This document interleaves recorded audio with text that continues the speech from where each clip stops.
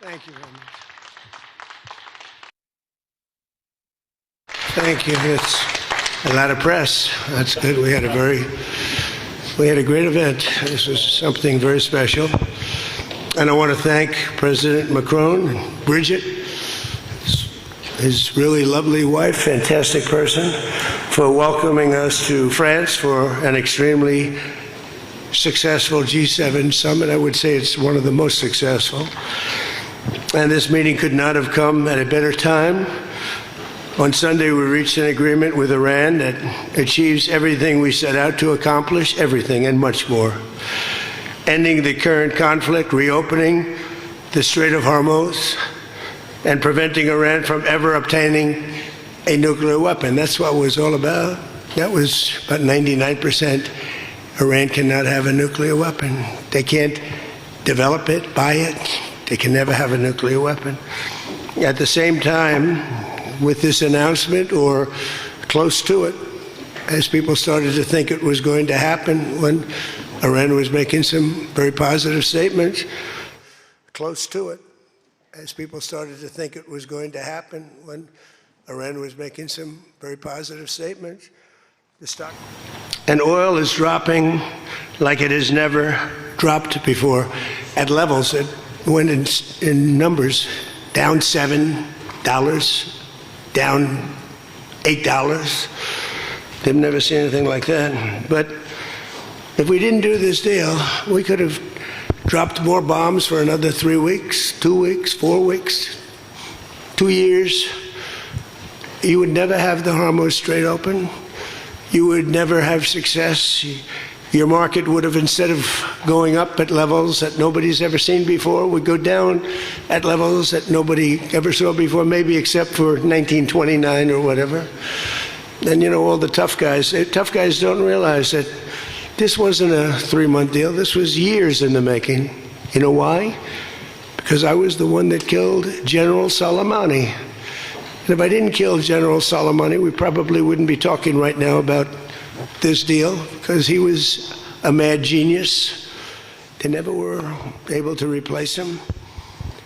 But a lot of people forget that. The tough guys, you know, the tough guys that would drive the country right down the tubes. The past 2 days have provided a chance to discuss the details of this historic agreement with many of our closest friends and allies, including the G7 nations and many presidents and prime ministers. As you saw, Prime Minister Modi was here. We had a long talk. He's a great guy. They are thrilled that we made a deal, every one of them. There's not one nation that came to us and said, please, sir, keep dropping bombs on them. Please keep dropping bombs. The stupid people say that. But I'm thrilled to report, and by the way, those last 2 days were brutal. $200 million worth of bombs. And, you know, it is expensive too, by the way, aside from everything else. And they knew I was coming for a third night. We informed them we're coming for a third night. They didn't have their Navy, it's sunk. They didn't have their Air Force, it's gone, not one plane. They didn't have anti-aircraft equipment, so we got free reign. They didn't have their leaders. But they have a new group of leaders that I think is, actually, I think they're smarter. I think they're very smart. I think they're far less radicalized, and I think they're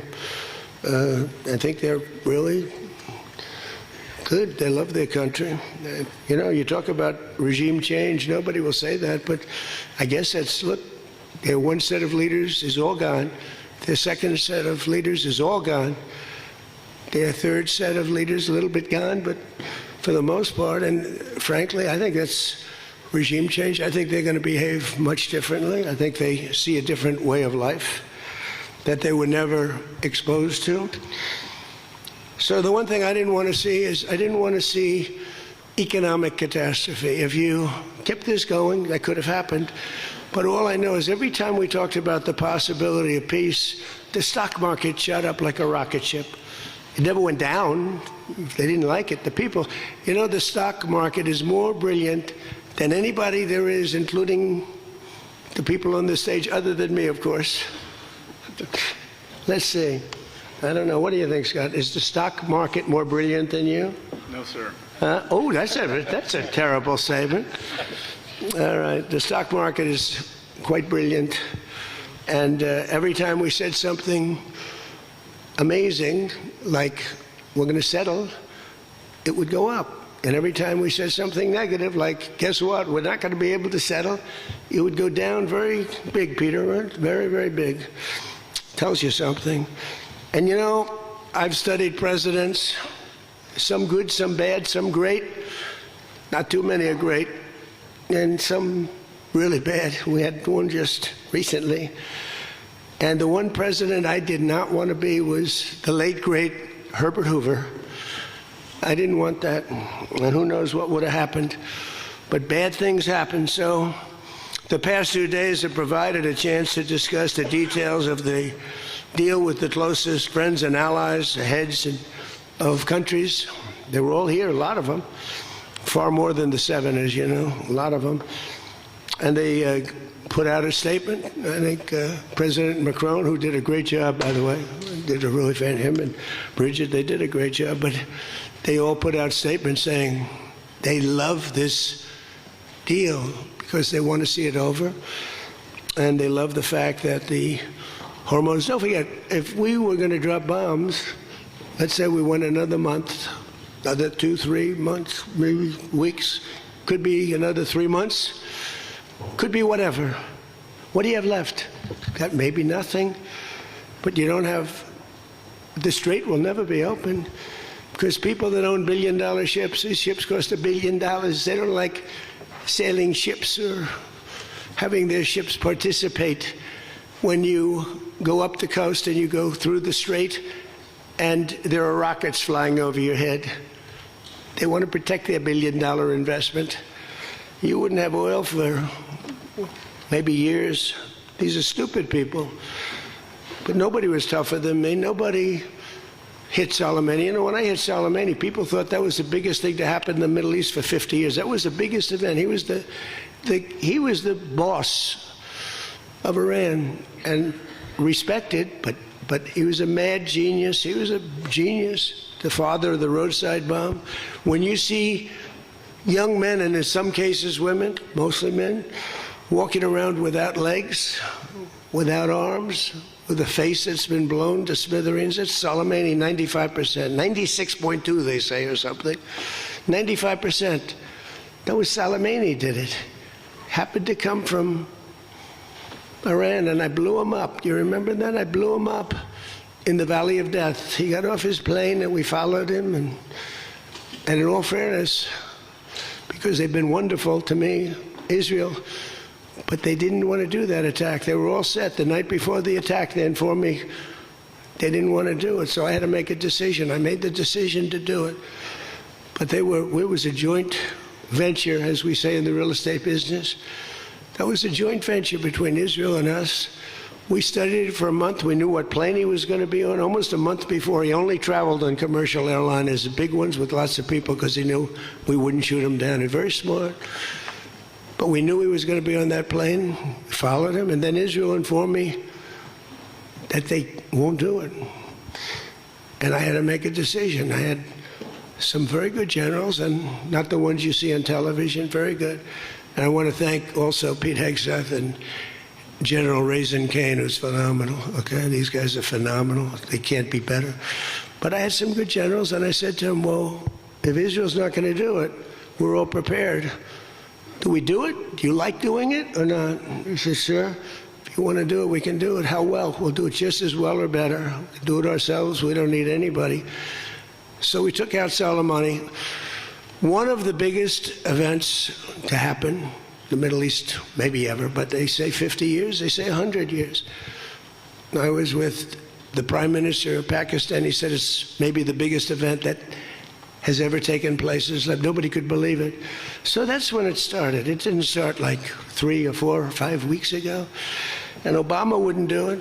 What Obama did was he did the JCPOA. He loaded up a plane with $1.7 billion in green cash from banks all over Washington, Maryland, and Virginia. They were stripped of all their cash. They had no cash to do payrolls. It all went into a Boeing 757, a wonderful plane, and they flew it to Iran. And they gave it out to people. They bribed people. They thought they were going to get it done. Then they gave billions and billions of dollars after that. And they got a deal that was a road to a nuclear weapon. I get so angry, I guess. I'm allowed to get angry when I watch the Democrats. They talk about it all the time. We had this deal done. You had a deal that was going to give them legally a nuclear weapon. And if that happened, Israel would have been blown away. And in all fairness to Bibi Netanyahu, who happens to be a good man, gets a little excited sometimes. But he happens to be a very good man. We've had an amazing partnership. He's been an amazing prime minister. We have a little dispute over Lebanon. I say, you can do a little softer touch, Bibi. You don't have to knock down a building every time somebody walks into it that's from Hezbollah. But it's been an amazing partnership. But he will say, we're the big partner, and he's the very small partner, and that's true. So he came to the country, and he begged Barack Hussein Obama, the president, not to do the JCPOA. He said it could be the end of Israel, and it would have been if I didn't come along. And Obama didn't listen to him. Bibi actually went to Congress and pleaded with them, and he got nowhere. And they had this horrible deal that was horrible for Israel, and that's where it stood. And then I came along and I terminated that deal. It had very little time left. You know, it was a short-term deal. You know, with countries, you need hundreds of years. You don't need 8 years and 9 years. This isn't like you're signing a lease on a candy store at the corner.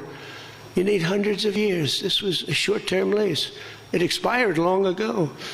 Had I let it run, it expired. You wouldn't have been around. A lot of people wouldn't have been around. But Israel would have been terminated. I think the whole Middle East would have been terminated. You saw that when everybody was shocked that all these missiles, they were aimed at these different places. Qatar, Saudi Arabia, UAE. Think of it. Bahrain, Kuwait. They got hit. Nobody thought that was, even I didn't think it was going to happen. They didn't think it was going to happen. They were going to take out the entire Middle East, including Israel. And if they had a nuclear weapon, they would have used it within moments after getting it. So I made it very tough for them when I terminated the Barack Hussein Obama catastrophe. JCPOA, one of the worst deals. NAFTA might have been worse, but that was worse economically. This deal was really dangerous, what he did. He gave them everything, including a lot of money, which we don't give them, by the way, just in case you have any question. We'll be giving this out so you can read it and you can see. And it's a memorandum of understanding. If it doesn't get done in 60 days, that's all right. We go back to bombing. You know, I don't want to do that because it's so good. But we might have to, because we're never going to let them have a nuclear weapon. But they've agreed not to, and you'll see that very clearly in the agreement. But then the second phase of that was they were building, or they were enriching material, as they say. I call it nuclear dust. They were enriching material under granite mountains. Granite being, for those not in the construction business, granite being a very strong, the strongest stone. It's not as pretty as marble, but it's much stronger. It's a lot stronger. Like the new granite I put on the stairs of the White House going to the Oval Office, the black granite, it's rated 1 million years plus. No marble's rated that. Marble's rated 100 years if it's outside. So these are granite mountains. And the B-2s came along and they hit those air shafts in the dark at 1 o'clock in the morning with no moon. They had a beam going right up everywhere. Those guys did a job, and then they were criticized by certain members of the press, like CNN, for possibly not doing that much damage. And it turned out that the damage was far greater. Those mountains collapsed right on top of everything. Nobody's going to get that for a long time. Unless we want to get it, we'll get it. But we're the only ones that can. And they say China has the equipment to get it, and we have the equipment to get it. And it's actually not valuable. Not a lot of value, but we'd like to get it psychologically, but nobody's touching it. We also have cameras. That's what Space Force is. We have the greatest military in the world, by the way. But I'm proud of Space Force because I started it. We have Space Force cameras on every single door, well, there are no doors. They've been pretty well shattered, but every area of that. If somebody walks in and he's got a badge with his name on it, like Mohammed something, which is about a 50-50 guess, Mohammed something. They can tell the name. They can give you a serial number. We can see things you wouldn't believe, the quality of the stuff that we have. That's why we've been so successful. That's why our blockade will go down in the annals of history as being unbelievable. Nobody's ever seen a blockade like that. It's like a steel wall. So what happened is we then terminated that, and I call it the nuclear dust, and that was the end of that. But if we didn't hit that with the B-2 bombers, or if it wasn't successful, they would have had a nuclear weapon, a nuclear bomb at a very high level, not the highest, but it would have been a very high level. We have much bigger, but we hope that we're never going to have to use it. We have the most. Russia has second. China is very far behind, but going to catch up, unfortunately. You know, they're catching up. But we have the most. We have the most powerful. But we also have the most. But Russia's not far behind. And then you have China in third place, but within 5 years, they'll be probably even. And we ought to make a denuclearization deal. It would be so great. We don't need all of that. We don't need to be able to blow up the whole world 300 times over. It's terrible. It's really, if we could do a denuke deal, I'd love it. And one of those two is very willing to do it, I will tell you, but the other one is less willing to do it, and you need all of them. So the deal we reached with Iran on Sunday will be signed shortly, tomorrow, maybe the next day. Subject deals. My whole life is all about deals. That's all I ever did is make deals. And crazy things happen with deals. I've gone into deals where it's a guarantee. No way it can not be signed. And it doesn't get signed. And I've gone into deals that you have no chance of making, and they go like nothing. So, but we're going to most likely sign a deal. They want to sign a deal.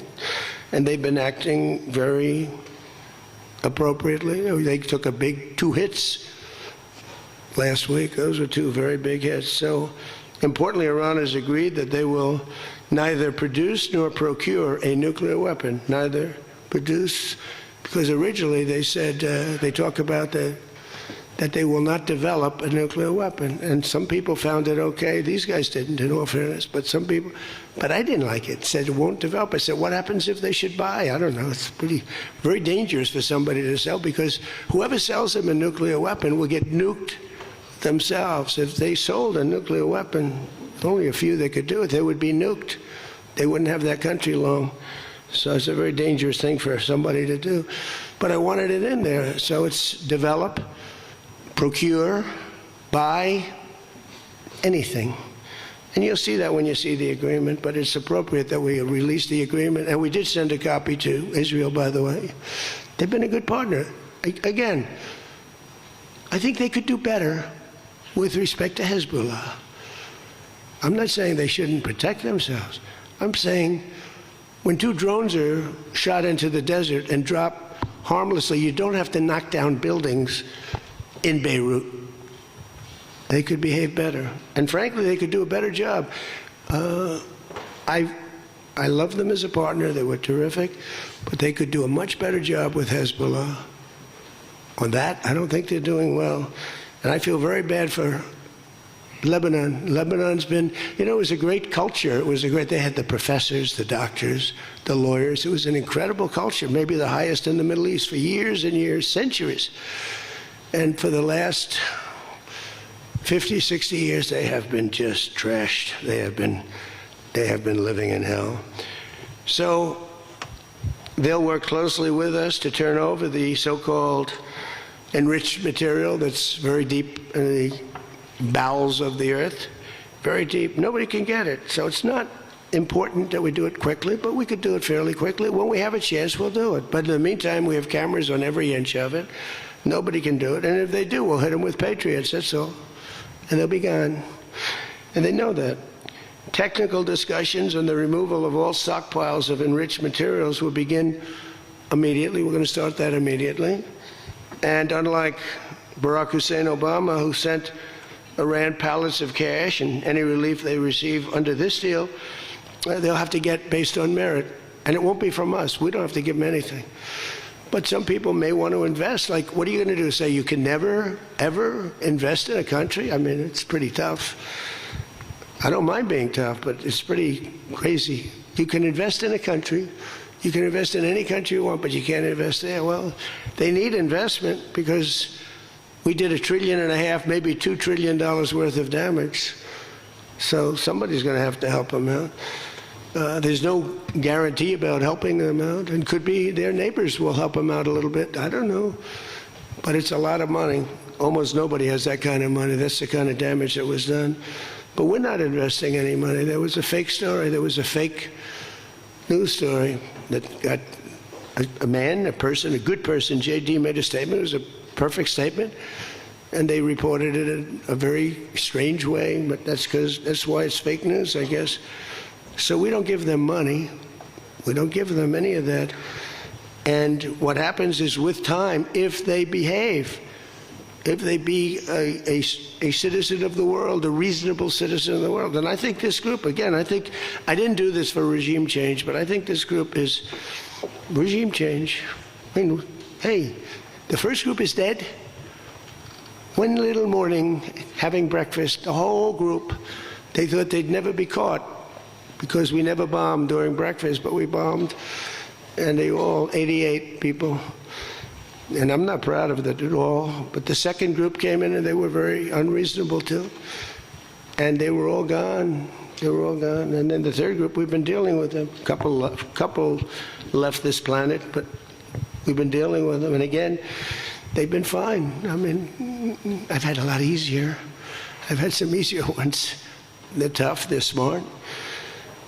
Maritime traffic through the Strait of Hormuz has already increased very substantially, and the normal flow of energy will resume in the coming days, and trillions of dollars will be made by the world, and the stock market will, I believe, continue to rise.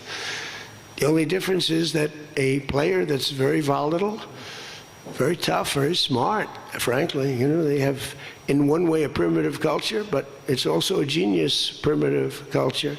They're very smart people, very good negotiators, but so are we. So rather than possibly going into a depression, rather than having your favorite president be Herbert Hoover, I was always the one I didn't want to be. I wouldn't have preferred Nixon. I wouldn't have preferred, there were plenty I wouldn't prefer, but the one I always thought of, Herbert Hoover, and he caused it. He raised taxes too fast, and he raised interest rates too fast, all at the same time. And it caused the Great Depression. So I don't think I'll make mistakes like that. I lower taxes, I don't raise taxes. In fact, we just gave you the largest tax decrease, largest tax cut in the history of our country.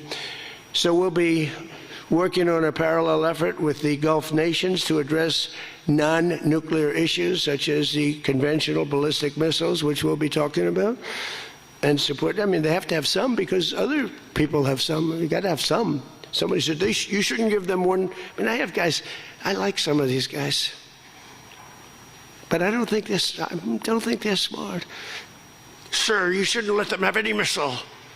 I said, well, what am I going to do? Am I going to let Saudi Arabia have missiles, but they can't have them? Yes, sir. It doesn't work that way, It doesn't work that way. And missiles aren't the problem. Missiles they hurt a little location, but they don't blow up the planet. So the Gulf nations will address the non-nuclear issues. We'll be talking about the ballistic missiles, and we'll talk also about the terrorist proxies that they have, that we don't want that to happen. But I want to thank our partners in both Pakistan and Qatar. These people work so hard.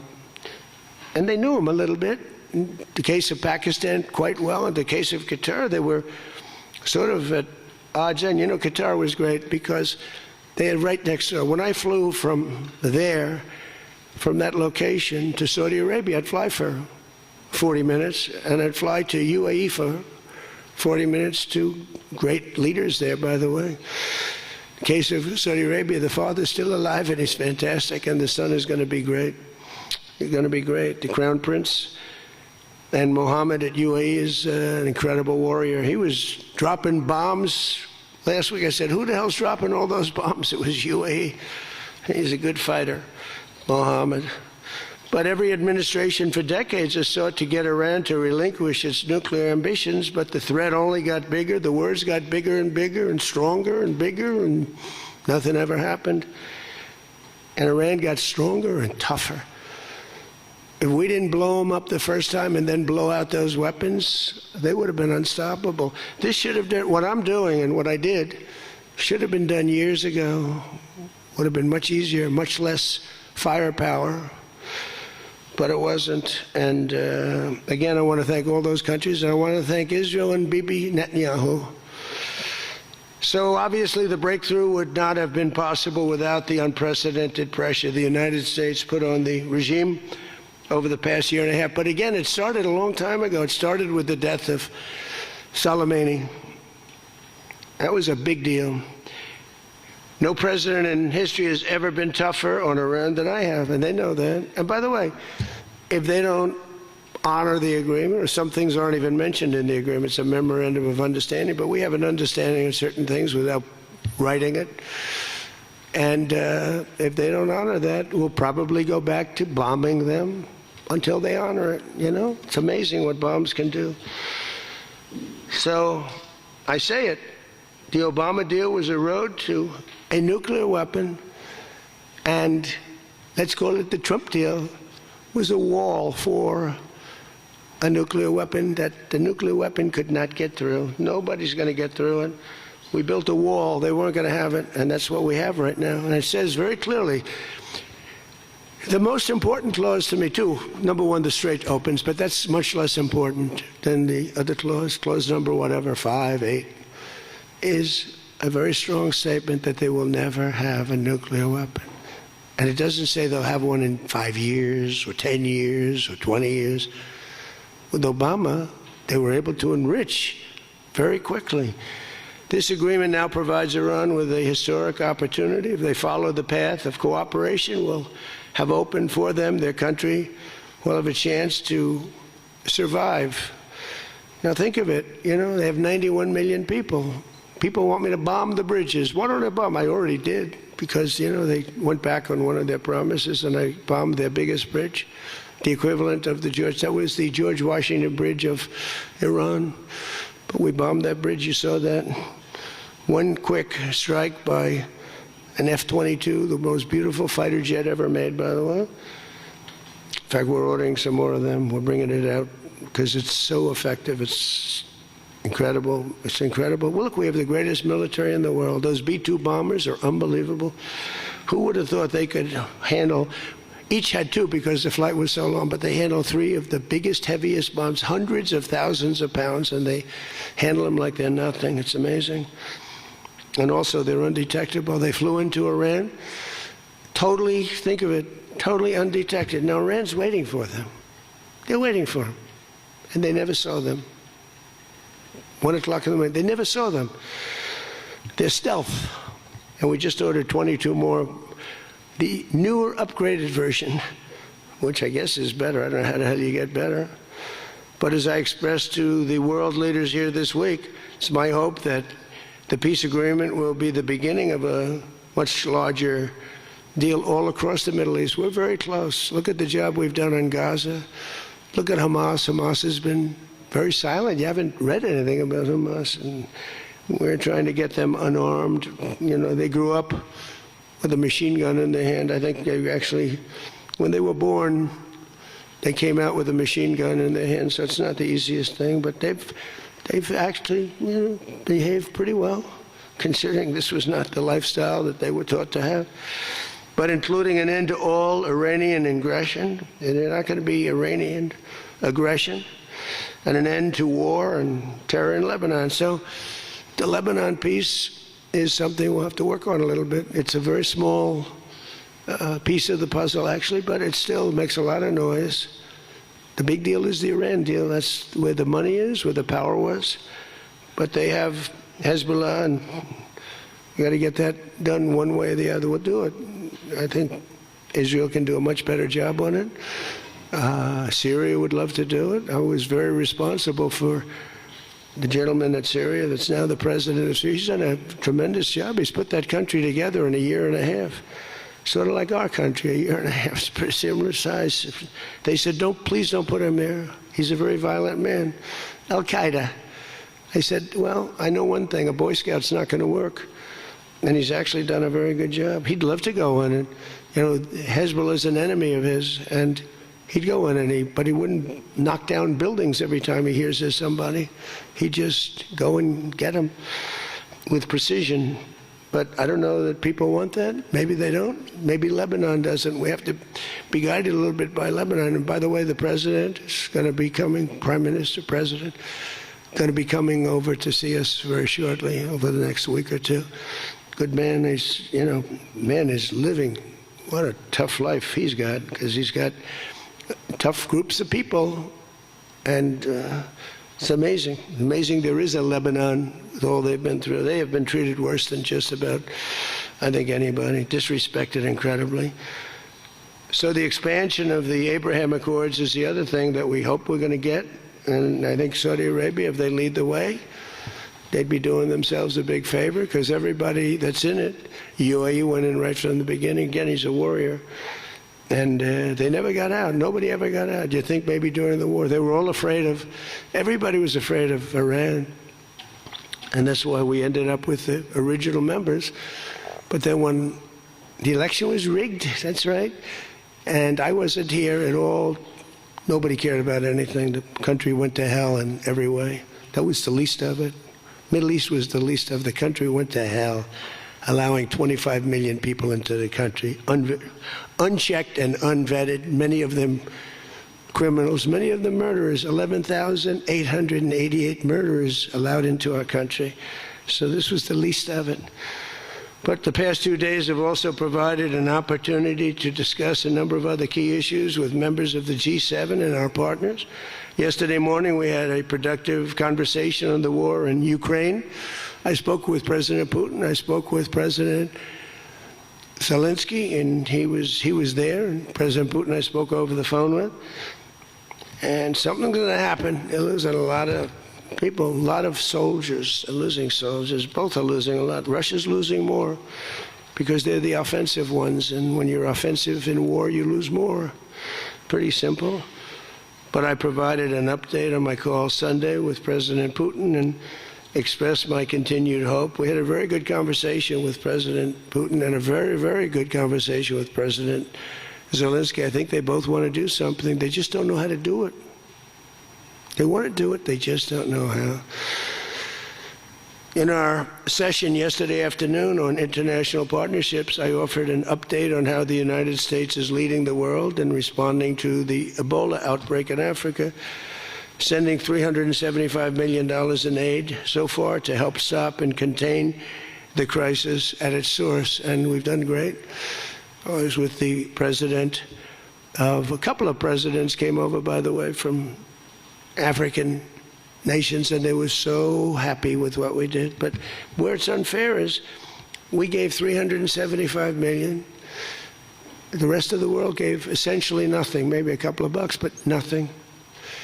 And they were all saying, thank you so much. And I think they've done a good job. It's a terrible thing. Ebola is a terrible thing. That's an unbelievable one. Fortunately, it's not like COVID where it's that easy to spread around, but it's rough, and we've done a good job. We've moved people to certain quarantines, certain locations. But today we also had excellent meetings on the economy and artificial intelligence, which is amazing what's going on with that. It's going to be the biggest thing ever. We have to be very careful with it. It's both great and could be bad. We have to be careful with it, but we're leading China, we're leading the world on that. We're allowing them to do their own electric plants because they need, as an example, those buildings are so big, and they're not taking the community's electricity. I gave them the right, it was my idea, I gave them the right to build electric plants like Con Edison in New York. Dig we must. And they've come up with plants that nobody's ever seen anything like them. Those are by very high IQ people.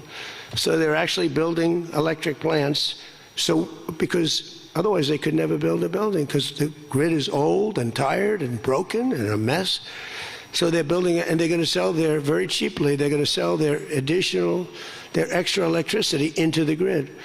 So we take care of a lot of things, like California, which doesn't have nearly enough electricity. They don't know what they're doing there. And instead of having blackouts and brownouts, they'll be able not to. We found a great deal of unity here at the G7, and we signed a declaration on illegal immigration, the first time ever for a G7 statement. They did a beautiful statement. We signed other agreements to step up and to really coordinate and spend a lot of time coordinating drug trafficking and the stopping of drug trafficking, which is crazy. It comes through Mexico, comes through the southern border, the little that comes through. They find a way, they put it, they're genius. If they would use that genius for good, they'd be very rich people. They have it in engines, they have it in hubcaps, they have it in areas you wouldn't even believe. They have it in the structures of cars. Most incredible thing. But we've done a great job on it. We have drugs coming through the border are down 61%. Drugs coming through water, the sea, ocean, sea, Gulf, down 97.2%. That's the ones that get hit. Just like we hit the Iranian minesweepers and mine droppers, they call them. They dropped. Who would have 28 mine droppers? Who has 28 mine droppers? They actually had them, but they don't have them anymore. We hit them just like we hit the drug dealers. But drugs are down by water 97%, and over 60% they're down. And now we're going to go and focus on the land. They come through Mexico. Mexico has lost control of their country. The cartels run Mexico, and it's sad. And the president's a very good woman, but she's a very scared woman. The drug cartels are totally running Mexico. It's not even close. We agreed to accelerate our efforts to secure our critical minerals and rare earth supply chains, where we have great companies really going to town. We're going to give everybody a big run because we do it better than, and we had to get motivated. The G7 also agreed that the United States' new approach to international development based on the private sector investment is working at levels that they never thought possible. It's really working. I held a number of very positive bilateral meetings, including with the President of France. It was a very good meeting, actually. The Emir of Qatar, Sheikh Tamim, who's, I tell you, I wish I could really know the guy. You know, some people say, well, he lived in that neighborhood. You can't be saying things that you'd like to have him say. He was fantastic on this, and he's been a fantastic guy in terms of energy and getting energy out there. President of the United Arab Emirates, Mohammed bin Zayed, who's an amazing warrior. President El-Sisi of Egypt. Prime Minister Modi of India. We spent a long time together today. I spoke to Mohammed. I spoke to the Crown Prince of Saudi Arabia a number of times. They're all so happy that they're still, you have to have them happy too, you know. We're using their airports, not that they could stop us if we didn't want them to, but it'd be nice that I went to get that little sucker, but I missed. I hate missing. But we spoke to all of them and many countries all over the world. So every country, I think Israel too. Look, think of what Israel's getting. They're not going to be nuked. It's very simple. I told Bibi, your biggest risk was that they'd drop a nuclear weapon into the middle of Israel. They'd only need one, and there would be no more Israel. Think of it, Bibi. You got the best, the most important thing that you were asking for is that. So I think they're happy. Some people are going to be, not him, but there are some people, some writers, some that I thought were friends of mine, but I don't want them as friends anymore because they're either stupid or they're bad people. But we stopped nuclear holocaust, and it stopped too. I mean, there's not going to be any of that. So from the beginning to the end, it was clear that this week America's back. It's bigger and better and stronger. We're more respected as a country right now, I think, than we ever have been. And we were a laughingstock 2 years ago. They would laugh at us. We had a man that should have never been there. You know that. A man that would walk up to a podium once every year, and they'd ask him, what flavor ice cream do you like? I like vanilla. Then he'd try and find the stairs, which he couldn't find most of the time, and he'd leave. This is very unfair reporting. And then you said you didn't know about that. You didn't know there was something wrong. We can never let that happen to our country again. To me, the worst. We had the worst inflation ever. We had the worst in prices and the costs. It's all coming down now because the oil is bringing it down. You're going to see numbers that are going to be amazing. But this evening, I look forward to a very special dinner with President Macron and his fabulous wife at the Palace of Versailles. I sort of like that palace. Palace has a lot of gold. I want to check it out. It's a beautiful palace, maybe the most beautiful of all. I hope you're going to get to see it. The ones that are traveling with me, I hope you're going to get to see it because it's amazing. But they asked me if I'd stay a little bit longer and go to Paris. So I'll get home a little bit later, but it'll be a nice dinner. But I'm interested to see it. I mean, that's the ultimate, I guess. It's the ultimate of its type. Louis XIV, celebrating the 250th anniversary of America's founding and America's oldest alliance. And we're celebrating that a little bit tonight. They'll have the biggest people in Europe at the dinner. And those people love our country, and hopefully Europe's going to find its way. Europe is having a lot of hard times. They're doing some things very badly on energy and on immigration. They're doing things very badly, and we'll be talking about that tonight. So with that all said, if you want to ask us any questions, and feel free to ask the people behind me. Yeah?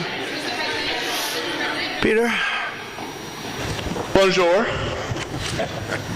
You've been clear, President Trump, the United States is not going to directly pay Iran, but the U.S. is going to let the Iranians start making billions of dollars, selling oil, accessing this reconstruction fund. Only if they're doing things right. Peter, only if, we're not doing anything. We're not putting up money. Only if they're doing things right. If they're doing things right, if people want to invest, they can invest. But they had this $300 million fund. It's only $300 billion fund. It's only if they're doing things right. Remember this also. When you talk about billions of dollars, they've had much more than $1 trillion worth of damage done. They got a long way. There'll be 15 to 20 years to rebuild what they have right now. So they have to behave themselves. If they're not behaving, they get hit again. You know, they'll be hit again, because we can do it very easily. It's going to take a long way for them to build back their anti-aircraft stuff. It's going to take, and you know, the other thing, I want to thank China, President Xi. I was with him, and he stayed neutral, totally neutral, and I appreciate it. And I want to thank Vladimir Putin. He was very neutral. They could have made it much more difficult for us. And I want to say it. You know, somebody would say, oh, that's terrible. He's thinking President Xi of China. Well, let me tell you, I had a long talk with him. You know, they have shoulder weapons to knock down airplanes. That it's not like the real deal, but they're accurate. They're fairly accurate. I said, I would really appreciate you're not giving or selling any of that stuff to Iran. And you know what? For the most part, he didn't. So I just want to thank them because they made it a lot better. Can you explain, though, what the difference is between giving Iran U.S. dollars and unfreezing U.S. dollars for Well, the unfreezing, that's an easy one to answer. We have taken a lot of their money, and we have their money. We have taken their money. It's not our money. It's their money, and we froze it. At a certain point in time, I guess we're going to have to give it back. You know, if we didn't give it back, nobody would ever invest in the dollar again. If you took their money, because I thought about it, you know, I'm not the most perfect person. I said to Scott, why do we keep their money? What the hell are we giving it back to them? But, you know, people from lots of nations, some nations we don't agree with, they have their money. The dollar's become very strong under me. And they don't want to have a little conflict with somebody and end up having the United States just take their money. So if you do that, you really don't have a system. And I did just want to ask you about this.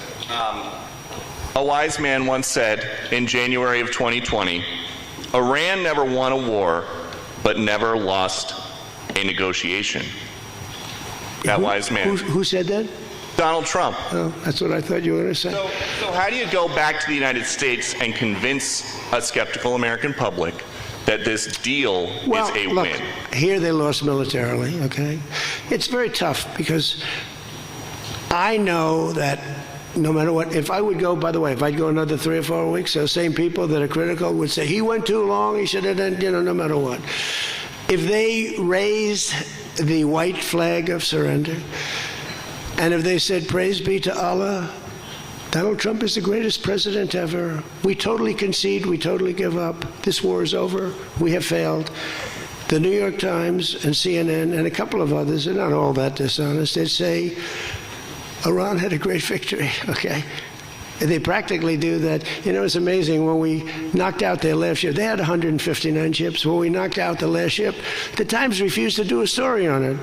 They said, why wouldn't you? They don't have a Navy, and you don't want to do a story on it. They don't have an Air Force. You don't want to do a story. We need a fair press. And that's why they're all doing so badly, because they lost credibility. When I win in a landslide and I had 93% bad press, they take good stories about me and make them bad. But the only reason that happened is because they have so little, the media has so little credibility that the people voted for me. 93% of the stories on network, ABC is horrible. I think ABC is the worst. NBC is terrible. And CBS is terrible. CNN, obviously. And I never get good stories, no matter what I do. I could do the greatest thing. I won't get good stories on this. I'll get it from fair media. I'll get it from all over the world. They're running good. But no matter what I do, I'm going to get bad press. I know that. Now, if I did the opposite, if I went out and continued to bomb them for another 4, just bomb the hell out of them, I'd get bad press on that. No, there's nothing I can do. But what this does is it allows the ships to go. If we keep bombing, those ships won't be going. And you're talking about $500, $600, $700 million a day. It's a lot of money. A lot of money. That's why the world is okay. It's liquid. It's fine. Also, we run out of reserves in about 4 weeks. There are reserves all over the world, and we would really run out. And there'll be a time when you wouldn't be able to get it. And you want to see bedlam? So for all those so-called geniuses that want to show me how smart they are, ask them why didn't they blow up General Soleimani? Ask that of the general and a couple of other people that I like very much, but boy, are they wrong. Go ahead. How about you? Thank you, Peter. I'd give you more, Peter, but people will say I like you too much. Thank you, Mr. President. Bonsoir, Mr. He told me that first day in office, he asked me like 7 questions. I answered all of them.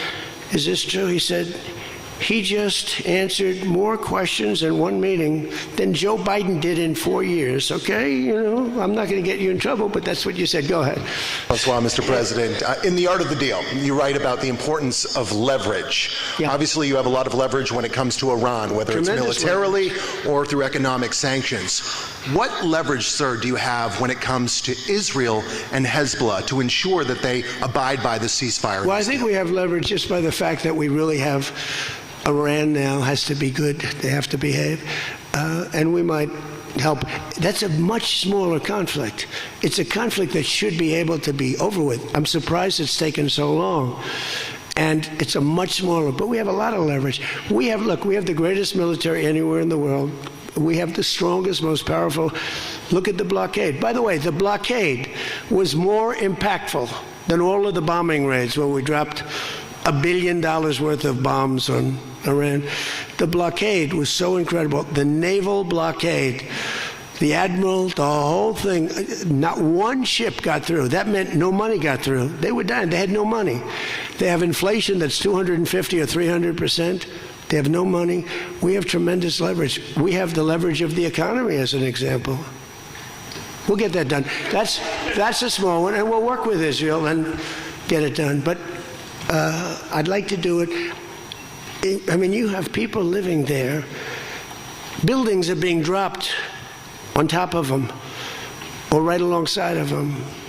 How would you like to live there? It's so unfair, especially Beirut. You go into Beirut and I looked at the scene 2 days ago, yesterday, where they hit. That was a big hit.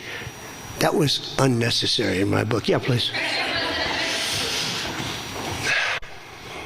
Two questions. If you could clarify something you said just a few minutes ago. One of the goals of Epic Fury going into it, you said was... Say it again. Speak up. Sorry. One of the goals of Epic Fury, you said going into it, was to destroy Iran's ballistic missiles and its capabilities to build more. Yeah. Why is it acceptable to you now that they keep some of that capability?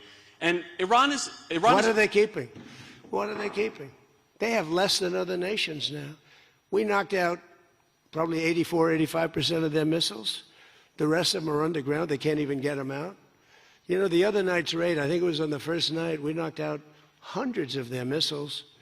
Actually, by mistake, we were hitting an area, and you can sort of see when the bombs are going off, and then you see one that looks like, wow, what happened? A lot of missiles knocked down. No, but what are you going to do? Let's spend another 2 weeks and give them none. They don't want to be firing missiles right now. They're going to have a hard time rebuilding. They're going to have a hard time rebuilding. And the people from the Middle East, if people want to invest, and again, they don't have to invest at all. But if they do want to invest, it does have oil. It does have probably a future, but it's going to take a long time. But are you going to let the 91 million people starve to death? I mean, one of the things I was very intent on, they have water desalinization plants, very good ones. I could have knocked them out in 5 minutes, just like I knocked out Cargill, and I knocked out everything but the oil. I said, 25, it was so complete. The only thing there is the pipes coming with the oil because I didn't want to ruin the world market because they do a lot of money. But I didn't want to do that, no. It would have been so easy. It would have been easier, and I would have satisfied a group of 10% of the people, but it would have been the wrong thing to do. And it could have caused an international depression. Iran's position, maybe not. Iran's position has always been that their nuclear program was for civilian purposes. If they come back after the signing of this and say they want to continue to have a civilian nuclear program, is that acceptable to you? Well, I've said to them always, I say, look, you have probably the third largest oil reserves in the world. What the hell do you need nuclear for? You need nuclear for some electricity? So I've always felt that way. So we've been pretty tough in that. It is a little hard, though, when you say that somebody wants it, other people have it, other adjoining states have it, and you're not letting them have it for purposes of electricity and things like that. It's always a little tough. You have to use a little common sense, please. New York Times, please. Thank you, Mr. President, for the question. Now that you're approaching a new phase in this conflict with Iran, can you now say whether you will hold anyone in your administration accountable for the strike on a school that killed more than 100 children on the first day of the war? No, if it was a fault, and as you know, that's under investigation. It's such a strange question to be asked at this state, because you're talking about a long time ago, but nobody did that on purpose. I guess you'd have to say about them, what about the thousands of soldiers that they blew up when they opened their car door? What about the thousands of people that were killed by Iran? No, mistakes are made. The war is nasty. But I know it's under investigation, and I could have a report for you tomorrow. Or I would ask Pete Hegseth that question, because they have it under investigation. Please. Mr. President, you've been saying all week that this deal permanently prevents Iran from getting a nuclear weapon, but the drafts of the deal that have been floating around barely mention Iran's nuclear program. So can you explain how exactly the deal achieves that goal? So when I say permanently, it should be permanently. But if it's not permanently, we will bomb them. They will be bombed, just like I bombed them on Wednesday night and Tuesday night, and was going to bomb them on Thursday night at a level that was 3 times greater, and they knew that. I will bomb them. Now, that's with me as president. If you have a weak, pathetic president, maybe that doesn't happen, but I can only do the job that I have to do. I have a long time to go. I have almost 3 years, close to 3 years. Time is going fast. But our country's become we're the most respected country in the world. Those leaders today, they said, we used to laugh at you. 2 years ago, the same guys, they'd laugh at the country. And now they say, you're the most respected country anywhere in the world. Militarily, even military. Take a look at what happened look at what happened in so many different locations. Afghanistan, that horrible retreat that these people made, leaving equipment behind. They weren't under any pressure. You take your time. You can get out. I was going to get out. We were going to get out with dignity and pride, take 100% of the equipment. I was even taking the tents down. But then they got in and they just left. They left all the equipment. I may get all that equipment back. Now, here's the thing. More symbolic, because it's a little old now. But we may get it all back. Afghanistan is kissing our ass. You know that? Bomb Iran if they don't comply, but there's nothing enforceable in the deal itself. Is that correct? Doesn't have to be. I let them know. I said, look, if you don't adhere to the agreement, I don't want to do that, but we're going to bomb the hell out of you. And I don't think that they're going to veer from the agreement. What else am I going to do? Am I going to say I'm going to take you to court? Let me take you to court. Let me sue you. No, we're going to bomb the hell out of them if they violate the agreement. I don't want them to. I want them to honor the agreement. Again, the straits close up. Bad things can happen. You know, in war, terrible things happen. Like you mentioned the question before about a school gets hit. Other things get hit. Bad things happen in war. War is a nasty place. I see it. I see it. I see it better than maybe anybody has ever seen it. Go ahead, please. Thank you, President Trump. Oil prices are now plummeting. How do you see this agreement further affecting energy prices in the U.S. and the U.S. economy in the long term? And secondly, Mr. President, how do you think Vice President J.D. Vance did on The View yesterday? Well, first of all, thank you for the word plummeting, because that's what's happening. Oil prices are plummeting. And that means oil prices are going to come down. You know, if you make donuts, you have a heating, you have a stove, and you have to buy the heat, you need the gas or the electricity or whatever you're using. And when oil prices come down, oil is the biggest thing. Oil is, you get oil prices coming down, and they're going to come down. And we're hitting into threes now for gasoline, and that'll come down a lot lower. So I was in Iowa just before this started, and I was saying to myself, I can't believe we're doing so well, but I have to go, and we have to put out this fire in Iran, because I don't want them using a nuclear weapon. They would have used a nuclear weapon. 100% they would have used it. The only question is, was it going to be that day or that week? They would have used a nuclear weapon. They were on the way. And I said, we're going to have to put out the fire. And I said, you know, oil prices, so gasoline, we passed 2 gas stations in Iowa. Made a speech up there. The people are great. I won it by so much. And I love the people, farmers. And we passed 2 gas stations. One was $1.85. One was $1.91. Now, that's Iowa. But it was, I mean, California has all those crazy taxes that they put on, you know, California taxes. But the oil was down to $2 to, I'd say, between $2 and $2.50. And it was heading down further. And we were going to have a great run. We took a little journey down to a place called the Islamic Republic of Iran, and we bombed the hell out of them. And now they can never have a nuclear weapon. Now, we had a disturbance, but I must say it was much less than anybody thought. The oil never went to $350 a barrel. It went to $115, $120. The oil never went anywhere near that. And the other thing, I thought the stock market would go down 25 or 30%.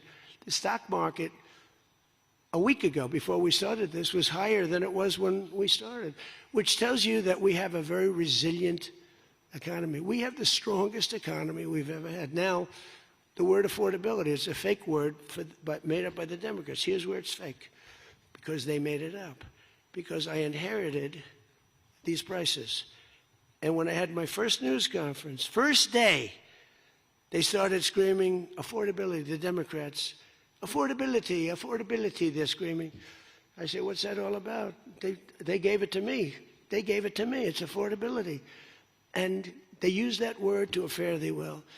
Well, they were the ones that created the affordability crisis. I'm the one that got it down. Remember, highest insurance rates in history, highest rates for everything. Eggs, remember eggs? They were 4 times more expensive than they were in my administration. And I got it down, Peter, very quickly. Our secretary did a good job of agriculture, Brooke. She did a great job with eggs and everything else. And now that the oil is coming down, you're going to see everything follow. Everything follows the cost of energy. And we're going to end up having the lowest energy anywhere in the world. Please. Yeah. No, please. Thank you. You're from ABC. You're fake news. Go ahead. To follow up on oil, can you confirm, will Iran be able to immediately sell their oil to market? And will U.S. sanctions snap back immediately if there is a delay or collapse in the talks? And then relatedly, is there any safeguard in this deal to prevent Iran from charging what they say could be fees after the 60-day extension? The thing that's going to stop them from doing that, because you can't cover everything in a document, is common sense. They don't want to get bombed. They don't want to get hit. As far as sanctions are concerned, at some point, we have sanctions which will never let them rebuild. They would have no money. They would be in poverty. The 91 million people would starve. So something will happen as soon as they behave. When they behave, we're going to let that go. We're going to have to. I put sanctions on a lot of people, and then I let them go. A lot of countries. Yeah, please. Thank you, Mr. President. My name is Shinji Abe. I'm a Japanese Yomiuri newspaper company from the Washington Correspondent. My question is about the Strait of Hormuz. Did you ask other G7 nations to send military force? And what specifically are you asking of Japan? Or where are you from? I'm from Japan. From where? Japan.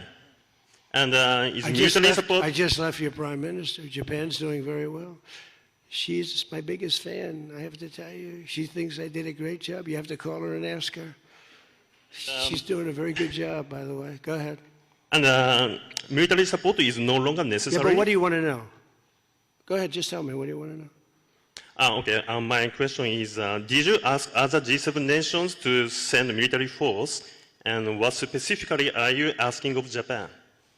To send the Air Force? For what?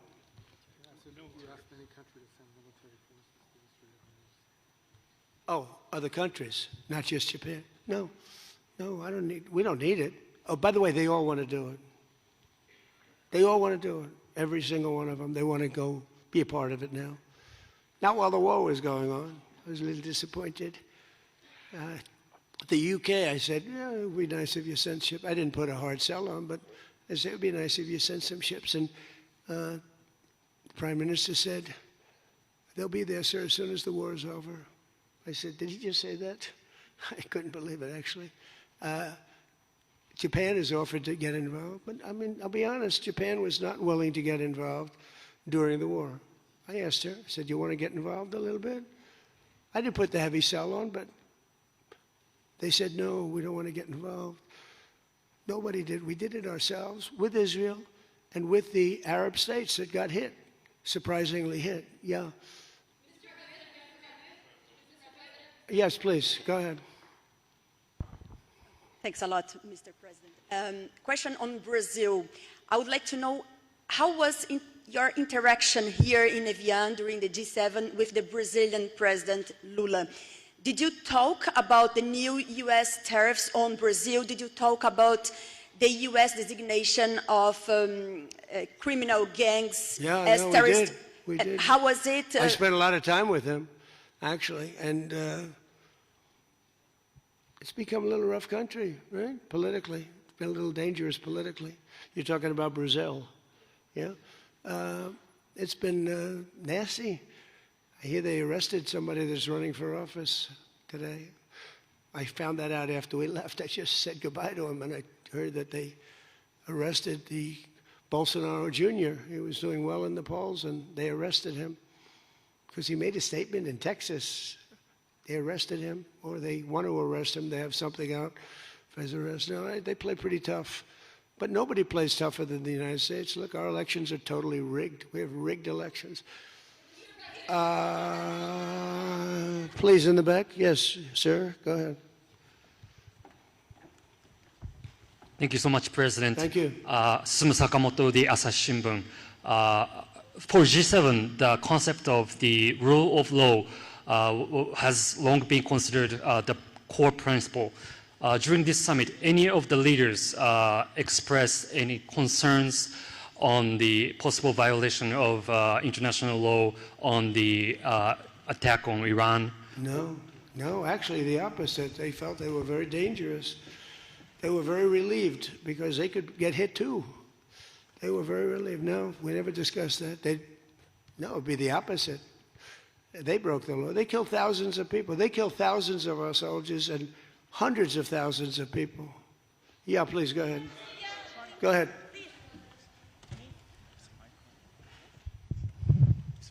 Okay. Mr. President, Yes. Yesterday, the Pakistan thanks for the Chinese government to help make a peace talk between Iran and the United States. So what do you think about China's work to get the United States and Iran sitting down to talk and make the deal? And the second question is... Okay, let me answer the question. Okay. So I think China's been terrific. I told you that before. They could have been bad. They could have sent in to try and block or break the blockade. They could have sent in an oil ship with 6 destroyers alongside of it on each side. They didn't do that. President Xi helped me. He tried to help, and I think he probably helped get it solved. You know, they get 50% of their oil from that location. So that wasn't that easy. President Xi was fantastic. He tried to help me solve it. And he didn't give any big weaponry. I guess we'll find something somewhere along the line. But he didn't give any big weaponry, I can tell you that. No, I think China I couldn't ask for much more. Again, they were impacted because they get more than 50% of their oil from the Hormuz Strait. And no, I thought they were fantastic. Okay, how about one more question right here? Go ahead, please. The latest YouGov Economist poll shows that Democrats have lost a 5-point edge on the generic congressional ballot. They just have now just a 2-point lead since February. Do you think that they're losing momentum? Well, I see the Republicans in generics. You know, generics are very important. I don't know how accurate, because I see a lot of bad polls. The polls are very dishonest, just like a lot of reporters, like these people over here, are very dishonest. CNN, ABC, it's a whole group of them over there. They're really dishonest people. But, you know, and really networks are very dishonest. And they have to straighten themselves out or they're not going to be very successful because people don't believe them anymore. But no, the generics are very interesting because the Republicans are coming up strong even before this. You know why? They're seeing all these lunatics, like the guy in Maine with the swastika. You know, for 10 years they've been calling me a Nazi. And now they have a Nazi running. He's got a tattoo on him.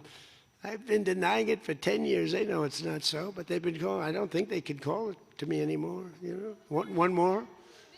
One more? Go ahead, Peter. Let me finish with Peter because he's been better to me than he's been to Biden.